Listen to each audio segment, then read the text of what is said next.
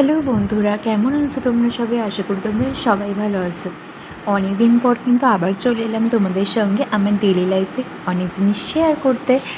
দেখো বন্ধুরা, আজকে কিন্তু আমি আমার বাপের বাড়িতে যাব, কারণ বেশ কিছু কাজ রয়েছে। তো সেই জন্য তো সকাল থেকে গোছ কাজ, কিন্তু যে মাসি টোটোকে দেখাশোনা করেন উনি অসুস্থতার কারণে কদিন ধরে কিন্তু আসতে পারছেন না। আর মাসি না এলে এই দুষ্টু বাচ্চাটাকে নিয়ে আমাদের কিন্তু সবাই নাজেহাল অবস্থা।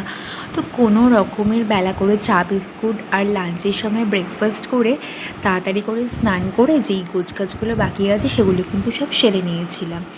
আর ওদিকে বাবা বলেছিল বাবা এসে নিয়ে যাবে, তার আগে যাতে সব কিছু গোছকাজ করে রেডি হয়ে থাকি। এবার শুধু তো এখন আমি রেডি হলে হবে না, আমার ছানাকে তো আমার আগে রেডি করতে হবে।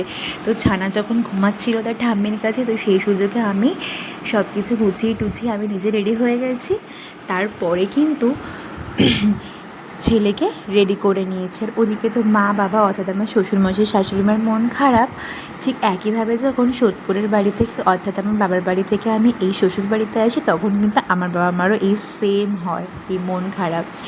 যাই হোক, আর দেখো ওদিকে তো ডোরো তার দাদুকে দেখে অনেক খুশি। ও বুঝতেই পেরেছে যে ও এখন ঘুরতে যাবে। আর ঘুরতে যেতে কোন বাচ্চাই না ভালোবাসে বলো?